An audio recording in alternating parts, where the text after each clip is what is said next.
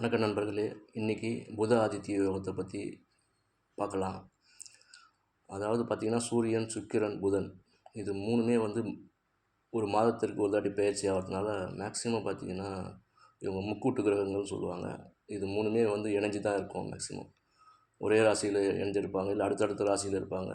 Maximum 2 ராசி தள்ளி போக மாட்டாங்க. இப்போ நம்ம சுக்கிரனை விட்டுருவோம்.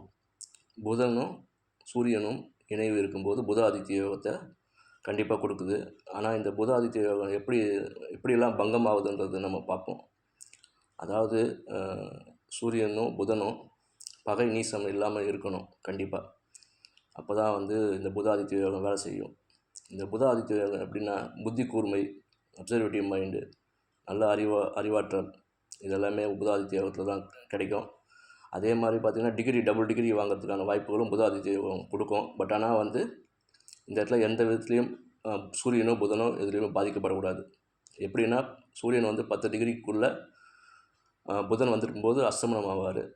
ஸோ அப்படி இருக்கும்போது புதனுடைய வேலைகளை சூரியன் தான் எடுத்து செய்யும்போது சூரியன் லக்ன சூப்பராக இருக்கணும் கண்டிப்பாக. அப்போ தான் இந்த புத ஆதித்ய யோகம் வேலை செய்யும். அதே மாதிரி 3, 6, 12ஆம் இடங்களில் பர்டிகுலராக 6, 12ஆம் இடங்களில் புதன் சூரியன் சேர்க்கை இருந்தாலும் இந்த யோகம் பங்கமாகுது. ஏன்னா 8ஆம் இடத்துல பார்த்திங்கன்னா நிறைய புதன் மறைந்த புதன் நிறைந்த கல்வின்னு சொல்லுவாங்க இல்லையா, அந்த மாதிரி நிறைய டாக்டர்ஸ் ஜாதகத்தில் பார்த்திங்கன்னா 8ல் புதன் இருக்கும் பார்த்திங்கன்னா. அதனால் அந்த விஷயங்கள் இருக்குது. ஸோ அப்போது 6, 12ஆம் இடங்களில் இந்த புத ஆதித்ய யோகம் இருந்துச்சுனால வேலை செய்யறதில்ல. அதே மாதிரி சனியோட 3ஆம் பார்வையிலையோ, இல்லை ராகுக்கு தொடர்பு ஏற்பட்டாலோ, இல்லை காலசிறப்பு தேசத்தில் சூரியன் புதன் மாட்டிக்கிட்டாலோ, ராகுக்கு இதுக்கு நடுப்புற இந்த புத ஆதித்ய யோகம் வேலை செய்கிறதில்ல. ஏன்னா இந்த சூரியன் புதன் சேர்க்கையை பார்த்திங்கன்னா